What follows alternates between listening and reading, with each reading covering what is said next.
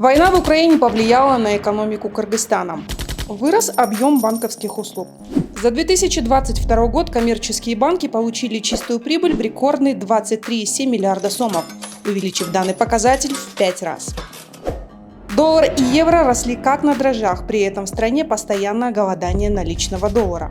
Кыргызстан начал импортировать и экспортировать нетипичные для себя товары. Из Китая Кыргызстан стал импортировать больше смартфонов, запчастей, автомобилей и другой техники.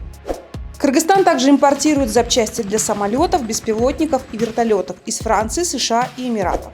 В 2022 году, как следует из данных Нацстаткома, наша страна стала экспортировать в Россию те товары, которые раньше не поставляла.